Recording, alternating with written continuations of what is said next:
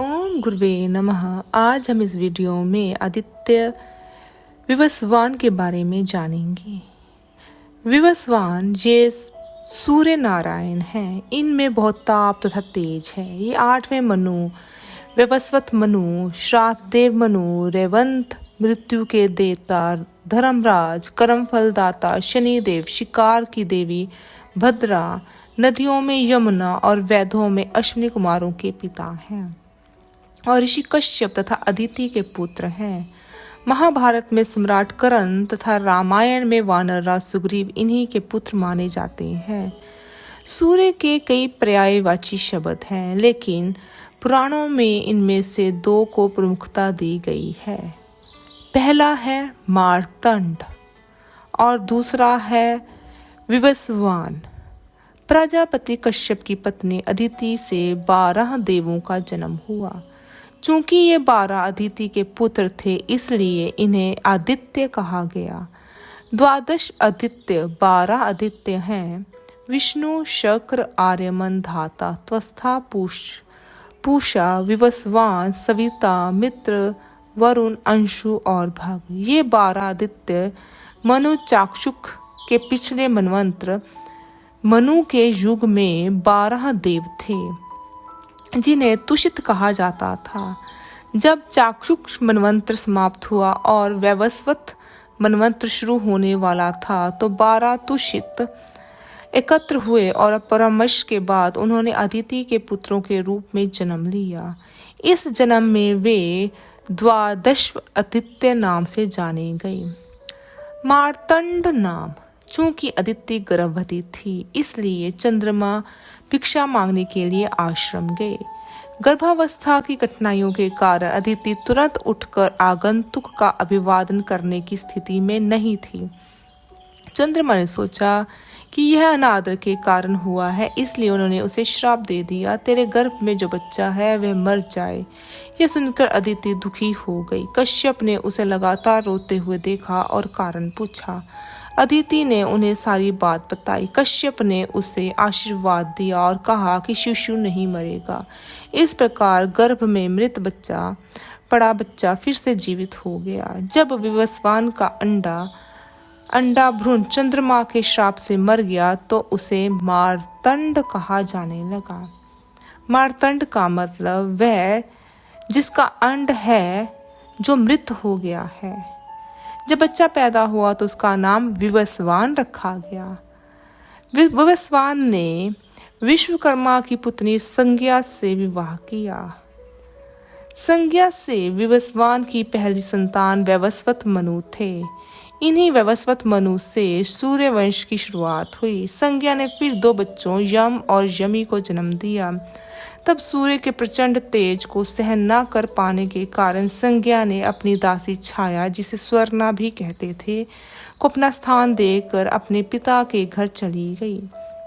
विश्वकर्मा को अपनी पुत्री का यह कृत्य पसंद नहीं आया, इसलिए संज्ञा ने घोड़ी का रूप धारण किया और उत्तर कुरु के चारागाहों में चली गई। छाया को अपनी पत्नी संज्ञा समझकर विवस्वान उसके साथ शयन करने लगा। वह गर्भवती हुई और उससे 2 पुत्र और 1 पुत्री को जन्म दिया। पुत्रों का नाम सावर्णी और शनि रखा गया तथा पुत्री का नाम तप्ती रखा गया। छाया को अपने बच्चों से अधिक प्रेम था। इस पर संज्ञा के बच्चे बहुत दुखी थे। यम ने एक बार उसे लात मारने के लिए अपना पैर उठाया, पर पैर टूट गया। छाया ने उसे श्राप दे दिया। दुखी यम अपने पिता के पास दौड़े और बोले, पिताजी, यह माता हमसे घृणा करती है और सावर्णी और शनि से अधिक प्रेम करती है। यह सच है कि मैंने उन पर पैर उठाया था, लेकिन मेरा पैर माता के सिर को नहीं छू पाया। पिताजी, मैं आपसे प्रार्थना करता हूँ कि अपनी अज्ञानता के कारण मुझसे जो अन्याय हुआ है उसे क्षमा करें, मुझ पर दया करें और मुझे बताएं कि मैं अपना पैर टूटने से कैसे बचाऊं। विवस्वान ने यम से कहा कि उसका पैर नहीं टूटेगा, लेकिन श्राप के कारण कीड़े उसके पैर को काटेंगे।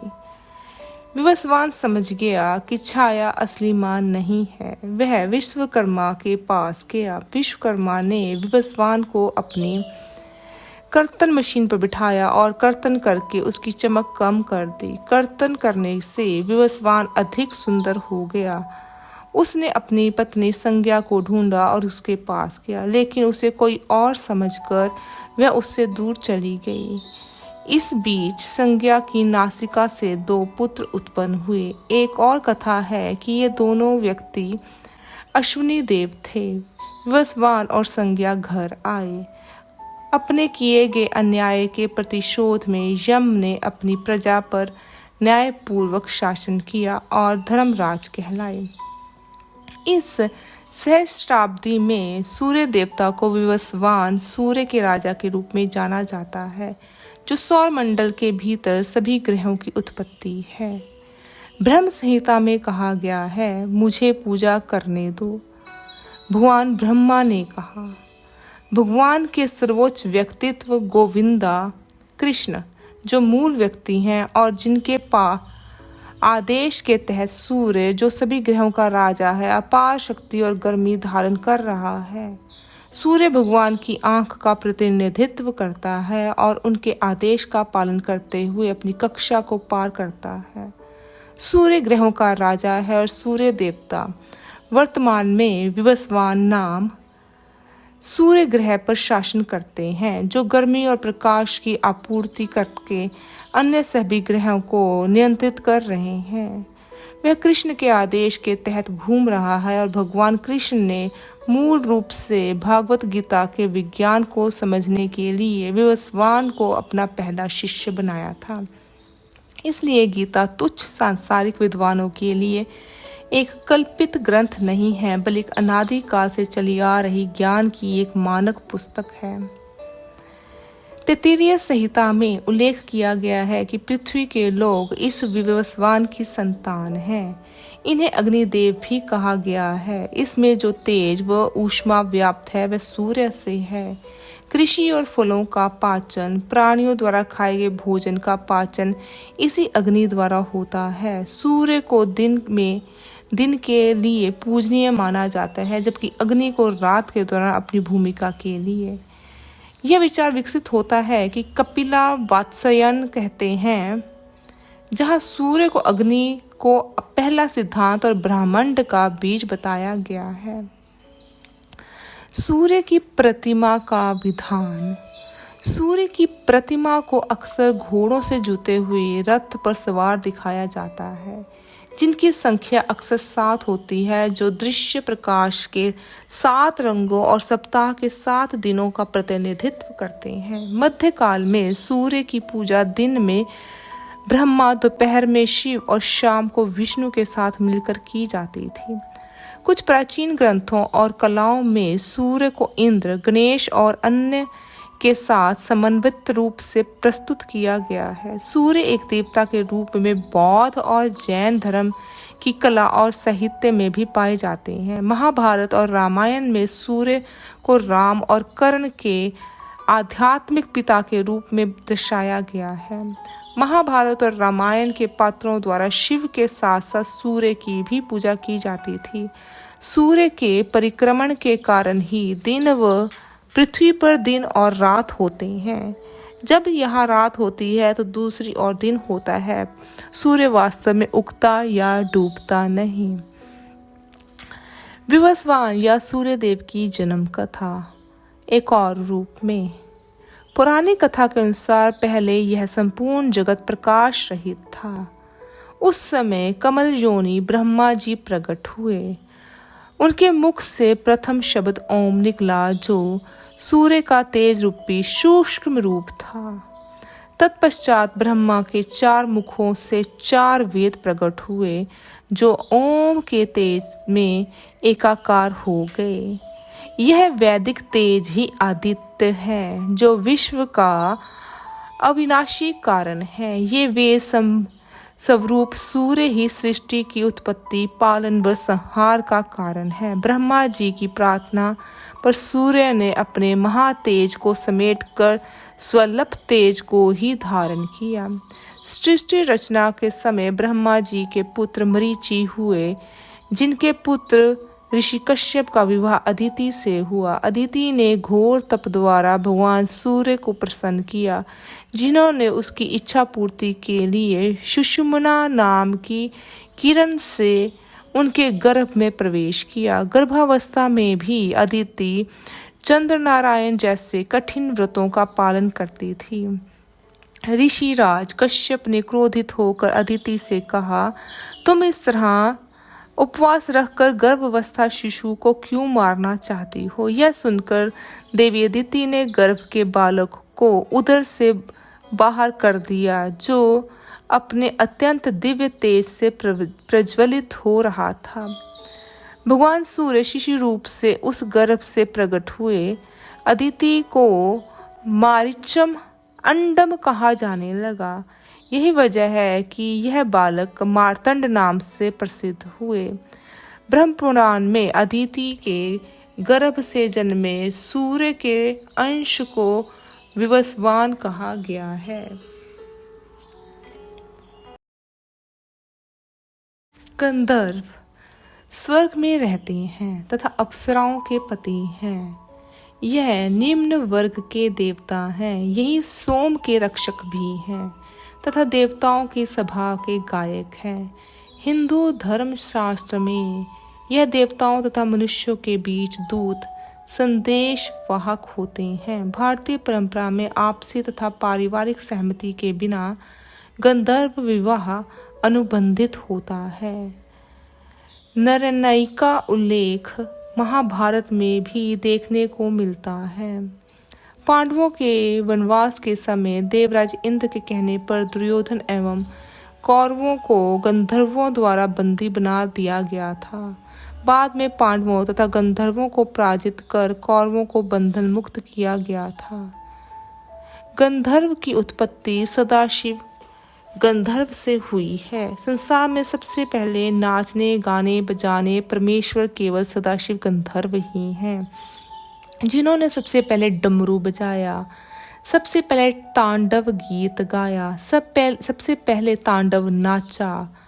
अपने परम पिता का मूल गुण का अनुसरण करते हुए गंधर्व आज भी नाचने गाने बजाने का कार्य करते आ रहे हैं, जैसा कि विभिन्न वैदिक पुराणों में वर्णित है।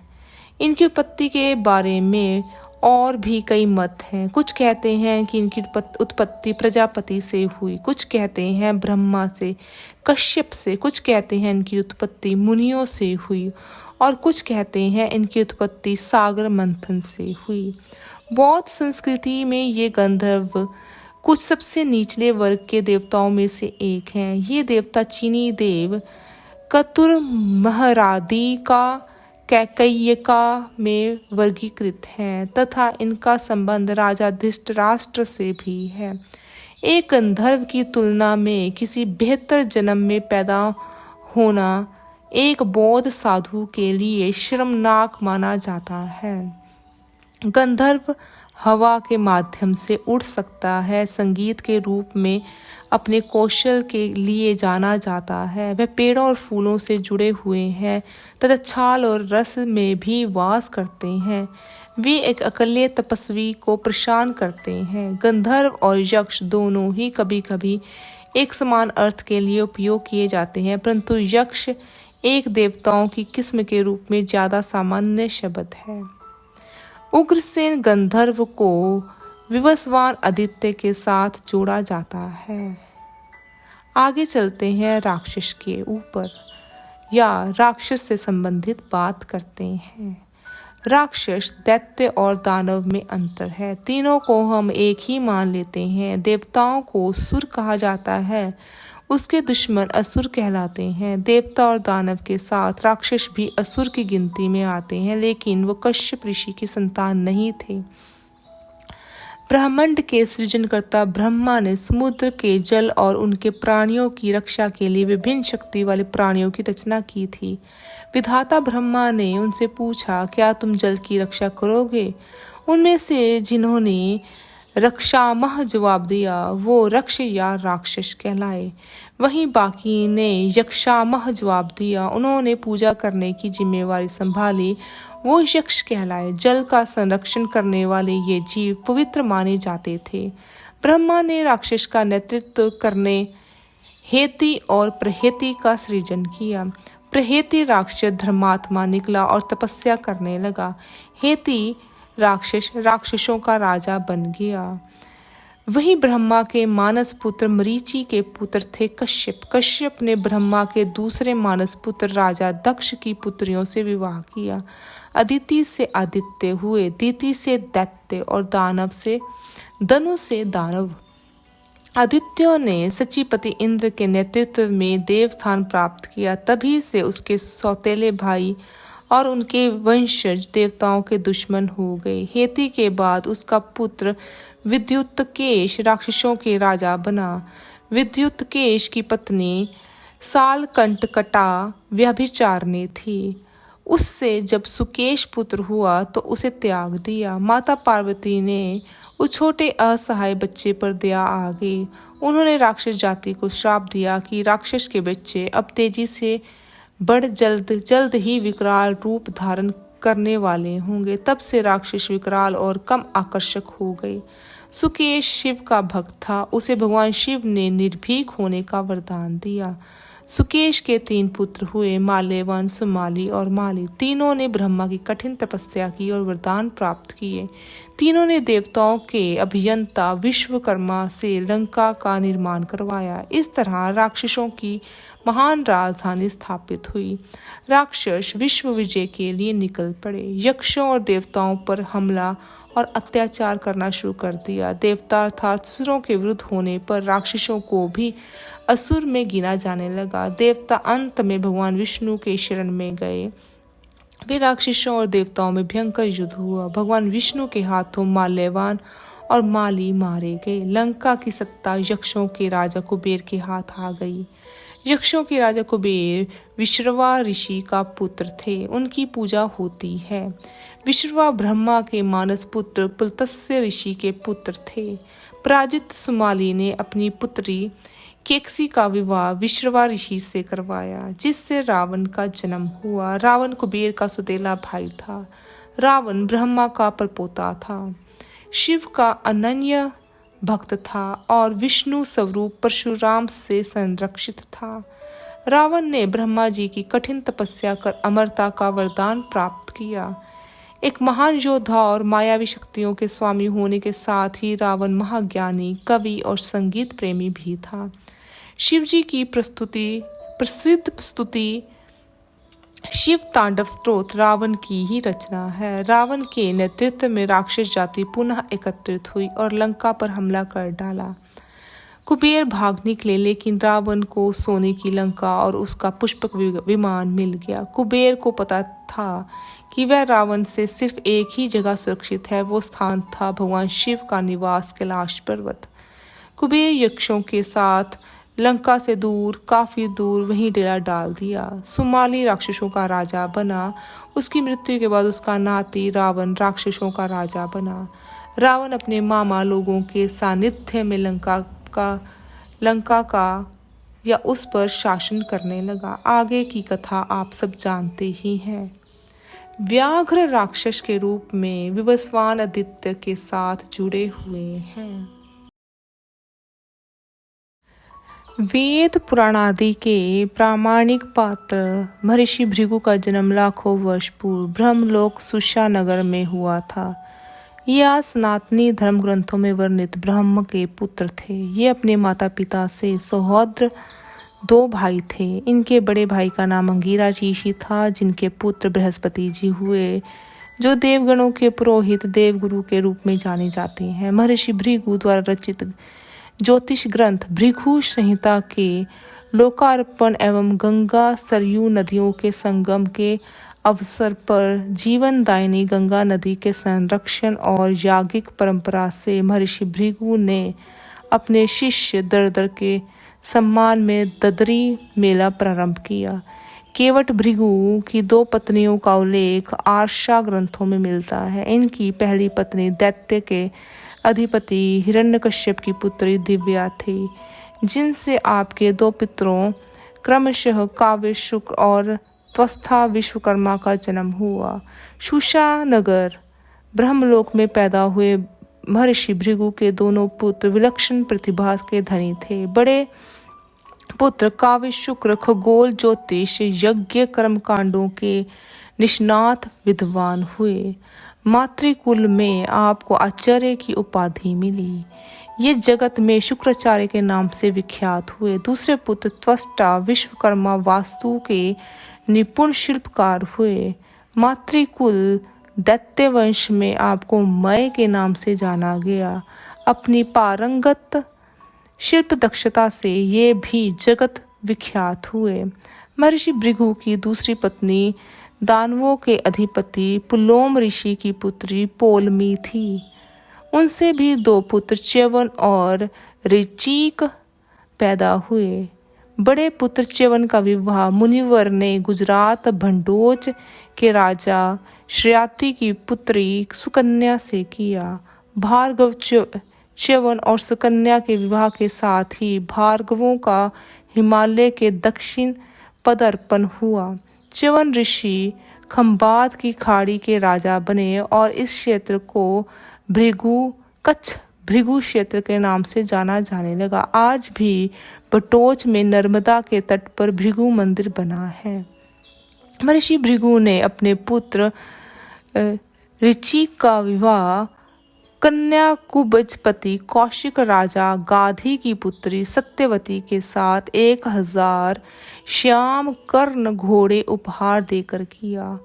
अब भार्गव ऋचीक भी हिमालय के दक्षिण गाधीपुरी का एक क्षेत्र में आ गए। महर्षि भृगु के इस विमुक्त क्षेत्र में आने के कई कथानक आर्ष ग्रंथों में मिलते हैं। पौराणिक ऐतिहासिक आख्यानों के अनुसार ब्रह्मा प्रचेता पुत्र भृगु द्वारा हिमालय के दक्षिण दैत्य, दानव और मानव जातियों के राजाओं के साथ वैवाहिक संबंध स्थापित कर मेल जोल बढ़ाने से हिमालय के उत्तर की देव, गंधर्व, यक्ष जातियों के नृवंशों में आक्रोश पनप रहा था, जिससे सभी लोग देवों के संरक्षक भगवान विष्णु को दोष दे रहे थे। दूसरे 12 आदित्यों में भार्गवों का प्रभुत्व बढ़ता जा रहा था।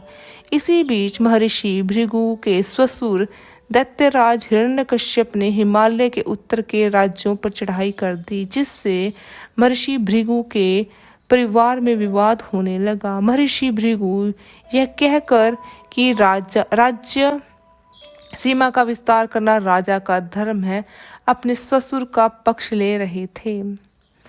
इस विवाद का निपटारा महर्षि भृगु के परदादा मरीचि मुनि ने इस निर्णय के साथ किया कि भृगु हिमालय के दक्षिण जाकर रहें। उनके दिव्या देवी से उत्पन्न पुत्रों को सम्मान सहित पालन पोषण की जिम्मेवारी देवगण उठाएंगे।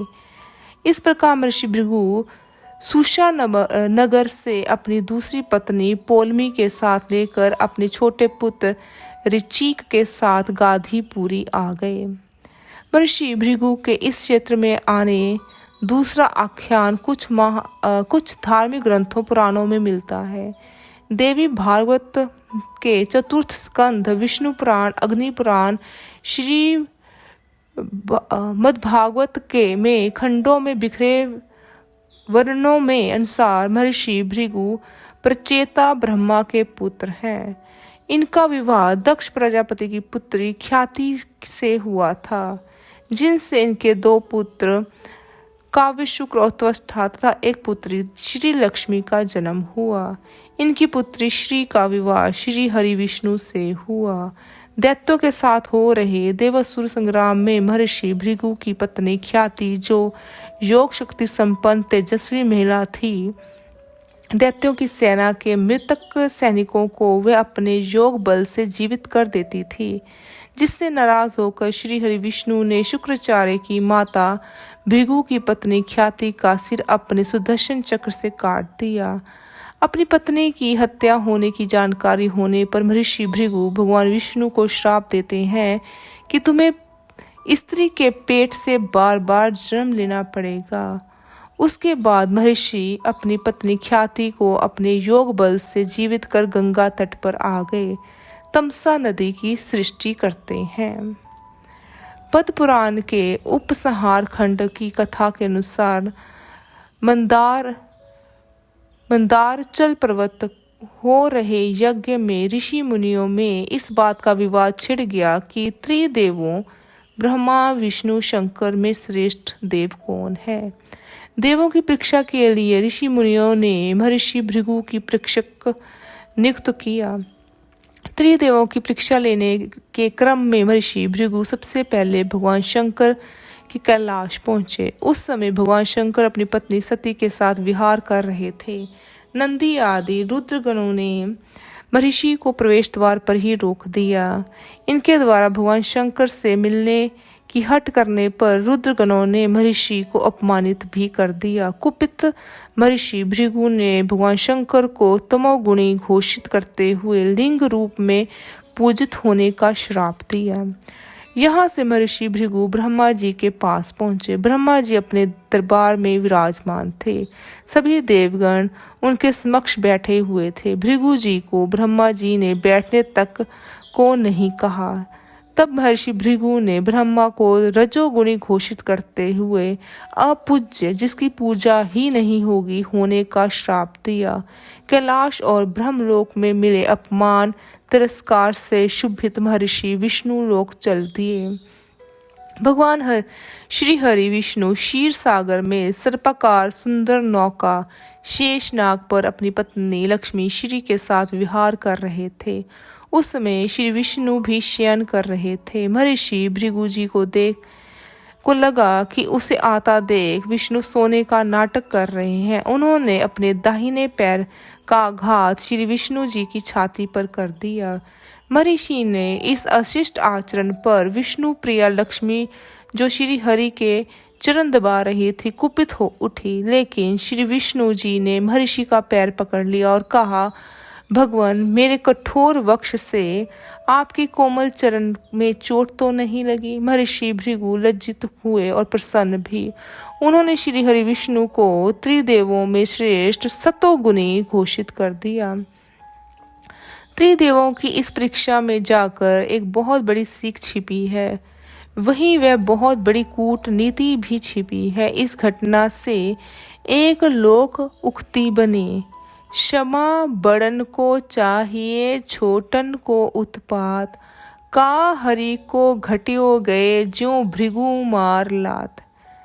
हिमालय के दक्षिण में देवकुल नायक श्री विष्णु को प्रतिष्ठित करने के लिए महर्षि भृगु ही सबसे पहले उपयुक्त माध्यम थे। उनकी एक पत्नी दैत्य कुल से थी, जो दूसरी दानव कुल से थी, और उनकी पुत्रों शुक्राचार्य त्वष्टा में विश्वकर्मा तथा भृग, कच्छ गुजरात में च्यवन तथा गाधीपुरी में ऋचिक का बहुत मान सम्मान था।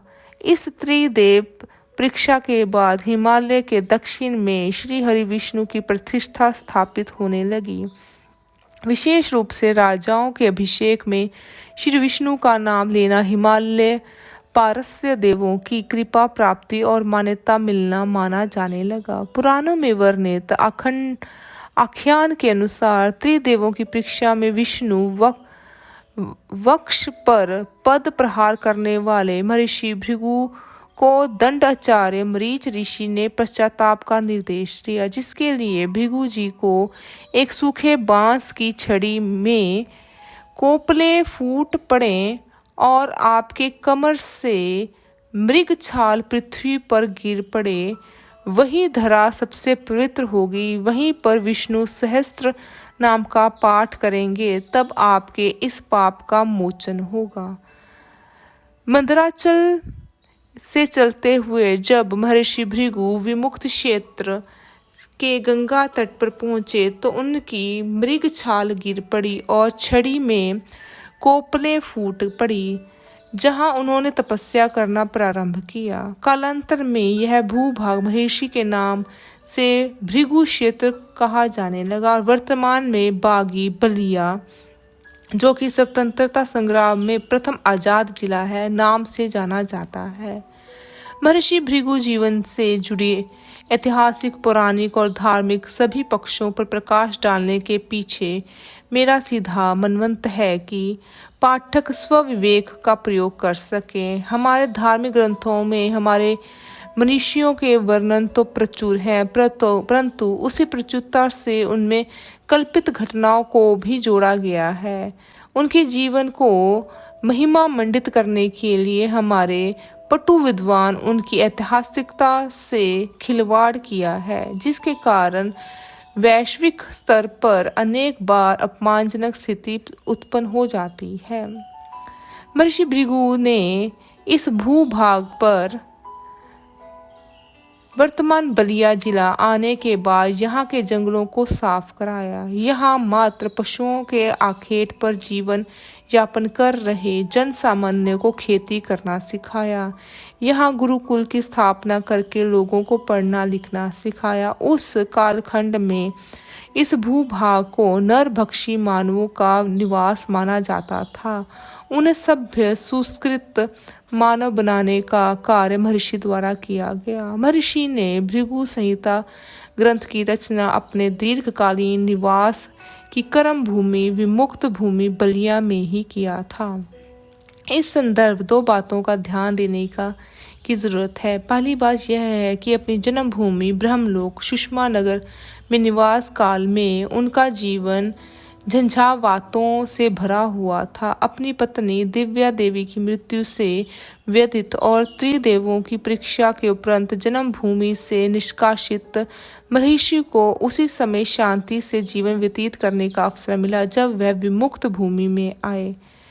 भृगु कच्छ गुजरात में पहुंचने के समय तक उनकी ख्याति चतुर्दिक फैल चुकी थी, क्योंकि उस समय तक उनके भृगु संहिता को भी प्रसिद्धि मिल चुकी थी और उनके शिष्य दरदर द्वारा भृगु क्षेत्र में गंगा सरयू के संगम कराने की बात भी पूरा आर्यवर्त जान चुका था। आख्यानों के अनुसार खंबात की खाड़ी में महर्षि के पहुंचने पर उनका राजसी अभिनंदन किया गया था तथा वैदिक विद्वान ब्राह्मणों ने स्वस्तिक वाचन करते हुए उन्हें आत्मज्ञानी ज्योतिष के प्रकांड पंडित के रूप में उनकी अभ्यर्थना भी की थी, जिससे यह बात प्रमाणित होती है कि महर्षि द्वारा भृगु संहिता की रचना सुषा नगर से निष्कासन के बाद और गुजरात के भृगु कच्छ जाने से पूर्व की गई थी। महर्षि की इस संहिता द्वारा किसी भी जातक के 3 जन्मों का फल निकाला जा सकता है।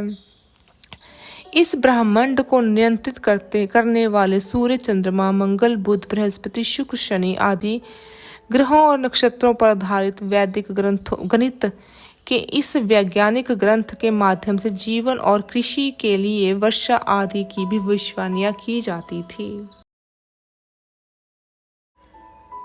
अनुमलोचा अप्सरा को विवस्वान आदित्य के साथ जोड़ा गया है। शास्त्रों के अनुसार देवराज इंद्र के दरबार में अति प्रमुख 11 अप्सराओं में अनुमलोचा का नाम भी सम्मिलित है।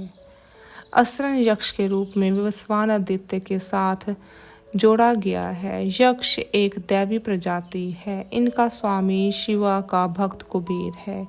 शिवा कुबेर की भक्ति से इतने प्रसन्न हो गए कि उसे देवताओं का खजांची अथवा कोष अध्यक्ष बना दिया गया। ये सबसे धनवान देवता हैं और अपने कैलाश के बगल में उनको रहने का स्थान लोक दिया। यक्षों के राजा कुबेर हैं और उनके लोक का नाम अलकापुरी है। यक्ष लोग देवताओं जैसे होते हैं। इनके पास बड़ी शक्तियाँ और दैवी माया भी होती है। ये बड़े विशाल मायावी शरीर वाले, उड़ने, अदृश्य होने की शक्तियों वाले होते हैं। इनका पूजन भी होता है। ये ज्ञान भी देते हैं इनके साधकों को। बिना सच्चे सिद्ध गुरु के कोई तंत्र प्रयोग किया तो कई जन्म खराब हो सकते हैं। शिव पूजा करो। सब यक्ष और उनका पिता श्री कुबेर भी शिव शक्ति का ही पूजन करते हैं। उनके वरदान से ही यक्षों का ऐश्वर्य और महत्ता है। शिव को ये पसंद है। शिव के लिए नृत्य गान मनोरंजन आदि ये किया करते हैं ताकि शिवा इन पे अति प्रसन्न रहे, क्योंकि जिस पे शिवा प्रसन्न उनके अधीन ब्रह्मांड हो जाता है। क्योंकि आपको पता है तिरुपति बालाजी ने अपने विवाह के लिए कुबेर से ऋण लिया था। जब भी हर साल सिर्फ सूद ही जा पाता है। मूल वैसा का वैसे ही है। इतने धनवान है कुबेर यक्षों के राजा शिवा कृपा से कि लक्ष्मीपति ने भी इनसे धन की याचना की थी। यक्षों के ही सम्मान और भी देवी प्रजातियां होती हैं, जैसे गंधर्व, किन्नर, नाग, सिद्ध, पितर, गुमहक, प्रवाल, नैऋत्य आदि। इन सब में भिन्न भिन्न विशेषताएं और शक्तियां होती हैं और ये दैवी होने के कारण साधारण मनुष्यों से अधिक शक्तिशाली होते हैं। परंतु अच्छे मनुष्य दयालु, निस्वार्थ, ज्ञान प्रायण शिवा भक्तों की ये सब सहायता और रक्षा करते हैं।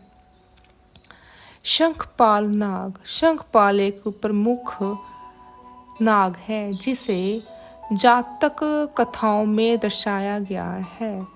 विवस्वान आदित्य के साथ शंखपाल नाग को जोड़ा है। वे अपनी दयालुता के लिए जाने जाते हैं और अक्सर उन्हें धर्म के रक्षक के रूप में देखा जाता है। विवस्वान आदित्य का सूर्य कन्या राशि में सितंबर के मध्य से अक्टूबर महीने के मध्य में रहता है। जब सूर्य कन्या राशि या 6th हाउस में हो तो उसे विवस्वान आदित्य कहा जाता है। जब सूर्य कन्या राशि में होता है तो वह समय बहुत खास होता है। पहले 15 दिन सूर्य के कन्या राशि में पितरों की पूजा पितृ श्राद्ध के रूप में मानी जाती है। जब चंद्रमा सूर्य से दूर होने लगता है तब सूर्य कन्या राशि में हो तो शुक्ल पक्ष में हो तो वह देवी पक्ष यानी नवरात्रि माने जाते हैं। यह कन्या राशि का लॉर्ड मरकरी बुध है। काल पुरुष की कुंडली के अनुसार 3rd हाउस तथा 6th हाउस के लॉर्ड बुध हैं। ये दोनों आपस में जुड़े हुए हैं। तो तीसरा घर करेज, हिम्मत, विल पावर को बताता है। 6th house obstacle, problems, enemies को बताता है। हम इन प्रॉब्लम्स से कैसे निकलते हैं, यह बाहरी दुनिया की बुराइयों से हम कैसे निपटते हैं। 3rd हाउस तथा 6th हाउस को उपाच्य घर बताया गया है। उपाच्य मतलब हम समय के साथ अपनी विल पावर दिखाकर कैसे प्रॉब्लम्स को फेस करके जीवन में आगे बढ़ते हैं। यह सूर्य कन्या में हमें बताता है कि हम नाशवान हैं, क्योंकि कन्या सूर्य में पितरों की पूजा की जाती है। इससे हमें पता चलता है हर वस्तु नाशवान है। इस महीने में पेड़ों के से पत्ते पीले होकर गिरने लगते हैं। यह महीना हार्वेस्टिंग का होता है। यह 6th हाउस कालपुरुष की कुंडली का 9वें घर से 10वां घर होता है। यह प्रारब्ध का कर्मा हाउस है। यह हमारे पिछले जन्म के कर्मों को बताता है। यह बताता है कि हम कितने एफर्ट्स लगाते हैं इस जन्म में इन कर्मों को पूरा करने के लिए। यह बहुत खास महीना है जहां आधा महीना पितृपक्ष है, आधा महीना नवरात्र देवी का समय है। इस महीने हम सर्वशक्ति दुर्गा की पूजा करते हैं। यह कन्या राशि है जो कि वर्जिन गर्ल की राशि है। यह दुर्गा शक्ति को बताती है कि जीवन में कैसे आगे बढ़ना है। इस घर में कन्या राशि में सूर्य बहुत खास हो जाते हैं। इसमें सूर्य ने खुद मोर्टेलिटी को एक्सपीरियंस किया है। यही सूर्य है जिनकी संजना से शादी हुई। संजना का मतलब है कॉन्शियसनेस। सूर्य की शादी अपनी शक्ति संजना से हुई। संजना ने ही यमराज को जन्म दिया, मृत्यु के देवता को जन्म दिया। जिसका सूर्य कन्या राशि या 6th हाउस में होता है उनको इस जीवन में अपनी विल पावर या करेज, साहस, शक्ति को दिखाना होता है। आपको अपनी समस्याओं को पार करके खुद को साहसी दिखाना पड़ता है। कन्या राशि प्योरिटी की राशि है, मीन्स वर्जिन गर्ल। सूर्य प्योरीफायर का काम करता है। जहाँ भी सूर्य जाता है उस घर को प्योरीफाई कर देता है। कन्या राशि में जो कन्या दिखाई देती है वे एक पानी वाली किश्ती में होती है। वे पानी में भी खुद को, पानी को भी छूने नहीं देती। मीन्स यहाँ प्योरिटी का बहुत महत्व है। यहाँ लोग अपने आसपास के माहौल को बहुत साफ सुथरा रखते हैं, चाहे वे खुद को साफ ना रखते हों, परंतु अपने आसपास को बहुत साफ रखते हैं। ये लोग ट्रांसपेरेंसी, क्लैरिटी पसंद करते हैं। इन्हें किसी भी तरह का भ्रम पसंद नहीं। 6th हाउस या कन्या राशि बीमारी, ऑब्स्टेकल, प्रॉब्लम्स का घर या राशि है। यहाँ सूर्य और हीलिंग की एनर्जी देता है। इसलिए जिन लोगों की कुंडली में सूर्य कन्या या 6th हाउस में होते हैं वे लोग या तो हीलर होते हैं या डॉक्टर्स होते हैं। सूर्य इम्यूनिटी या हीलिंग का कारका है। 6th हाउस या कन्या में सूर्य लोगों की ठीक करने का कार्य करता है। इन लोगों में बीमारियों या उनसे संबंधित प्रॉब्लम्स को देखने की ताकत या समझ होती है। यह सूर्य अपने दुश्मनों को देखने में बहुत कैपेबल है। इनमें प्रॉब्लम्स या दुश्मन को भांपने की ताकत या समझ होती है। इन लोगों में किसी भी तरह के झूठ चालाकी को भांपने की समझ होती है। मीन्स अच्छी इंट्यूशन होती है समस्या को समझने की। इसलिए कन्या राशि के सूर्य वाले लोग चौकन्ना होकर चलते हैं। ये लोग दूसरों पर जल्दी भरोसा नहीं करते। कई बार ये लोग सभी को ही दुश्मन धोखेबाज समझने लगते हैं और शक्की मिजाज हो जाते हैं, जो कि ठीक नहीं। इसलिए इनको खुद पर काबू करके अपना नज़रिया सही रखने की ज़रूरत है।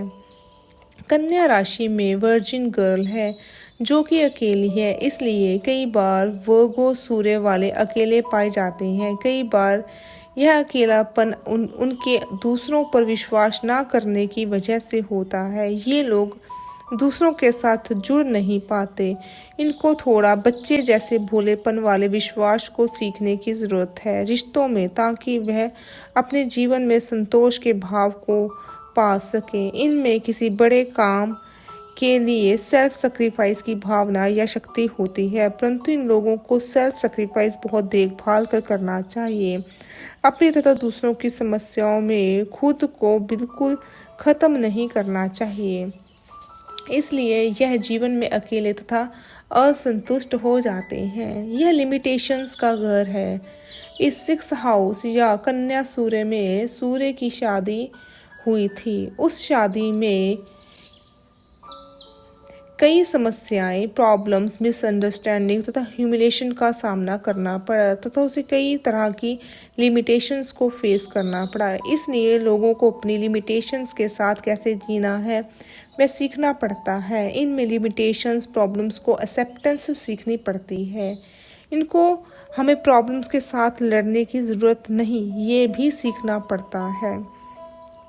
6th हाउस या वर्गो राशि अर्थ या मटेरियल की राशि है। इसका लॉर्ड बुध है जो कि कैलकुलेटिव हो जाता है। यह बुध क्या लेन देन हो रहा है उसका खाता रखता है। यह गिविंग रिसीविंग पर ज़्यादा फोकस दे देता है, जबकि 6th हाउस से 12वें घर पर फोकस करना ज़्यादा ठीक है, जहाँ स्पिरिचुअलिटी तथा लेट गो, छोड़ देने की भावना डेवलप करना है, जिससे ये लोग 6th हाउस की प्रॉब्लम्स को बैलेंस कर पाएँ। ये लोग ज़्यादा ज़मीनी होकर मैटेरियलिस्टिक हो जाते हैं, जिससे वे मिसअंडरस्टैंडिंग्स के शिकार हो जाते हैं। अगर हम सूर्य की शादी देखें तो सूर्य में चमक थी, बहुत ज़्यादा चमक। संजना के साथ शादी करने पर उसने अपनी चमक कम नहीं की, जिससे संजना छाया को छोड़कर सूर्य से दूर चली गई। इस तरह कन्या राशि में सूर्य के लोगों को रिश्ता बनाने में काफ़ी दिक्कत होती है तथा कई तरह की गलतफहमियों का सामना करना पड़ता है। 3rd हाउस सन में एबिलिटी टू कनेक्शन की भावना होती है। यह कपल सिंबल है मिथुन मैथुन का। जैसे बुध ग्रह सूर्य से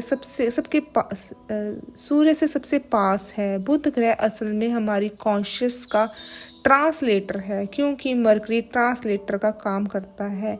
ये हमारे थ्रोट चक्रा से जुड़ा होने की वजह से कम्युनिकेशन का काम करता है। यह मिथुन राशि सूर्य का काम है, परंतु 6th हाउस या वर्गो सूर्य कुंवारी अकेली कन्या है। यह राशि डिस्कनेक्शन की राशि है। ऐसे लोग बहुत स्ट्राइल एनवायरनमेंट में काम करते हैं। यह डिस्कनेक्शन ज़्यादातर मिसअंडरस्टैंडिंग तथा कॉन्फ्लिक्ट पैदा हो जाने से होते हैं। इसलिए आपको लोगों पर विश्वास तथा रिलेट करके रहने की ज़रूरत है।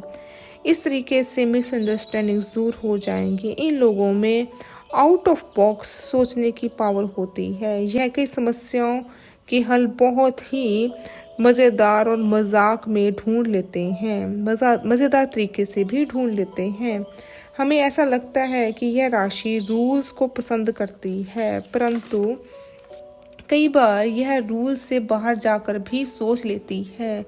सूर्य इंटेलिजेंस का कारक है। जिस घर में होता है वहाँ के कारकों के प्रति इसकी समझ बहुत ज़्यादा होती है, इसलिए ये लोग अच्छे प्रॉब्लम सॉल्वर हो जाते हैं। कन्या राशि या 6th हाउस सूर्य से ये ब्रिलियंट सॉल्यूशन भी दे देते हैं। ये लोग बहुत ही डिटेल ओरिएंटेड होते हैं, ये परफेक्शनिस्ट होते हैं, इसलिए account, CA, doctor, healers, mathematician के काम के लिए इन पर भरोसा किया जा सकता है। इनकी अपनी परफेक्शननेस की वजह से ये लोगों को नापने तोलने लगते हैं, जिससे लोगों को ये क्रिटिक हो जाते हैं तथा जजमेंटल हो जाते हैं, जो कि दूसरों के लिए ठीक नहीं। ये लोग इस वजह से गलत पर ज़्यादा फोकस कर देते हैं बजाय के सही पर फोकस करने के। जब भी ये किसी भी चीज़ की फीडबैक देते हैं तो ये जो गलत है पहले उसकी फीडबैक देते हैं। इनका इस तरीके से किसी को नीचा दिखाना नहीं होता, पर इनका माइंड इसी तरह से काम करता है। इनके मुताबिक जो ठीक है उस पर बोलने की ज़रूरत नहीं, जो गलत है उसे सुधारने की ज़रूरत है।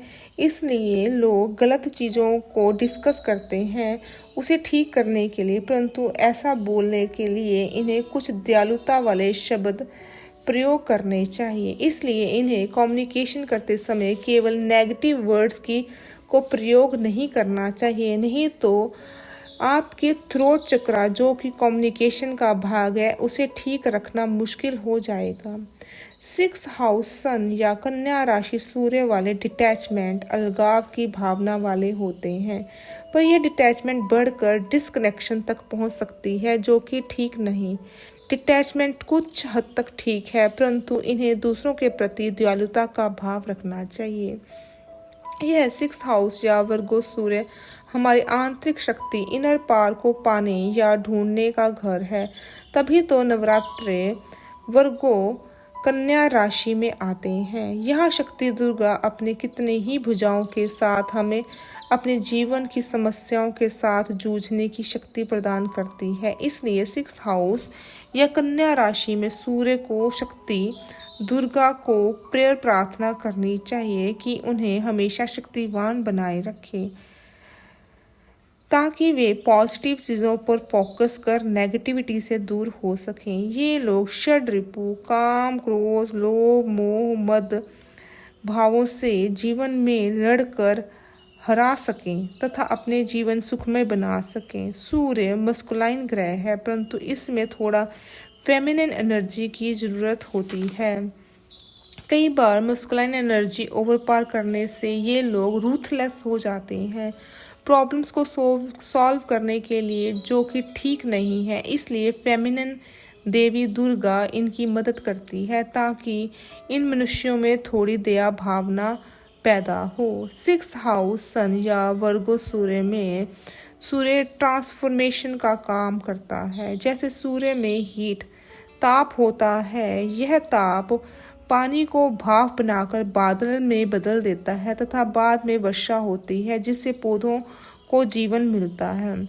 वरुण आदित्य पानी का देवता है। इंद्र बादलों बारिश का। वरुण तथा इंद्र के बीच विवस्वान एक अहम रोल अदा करता है।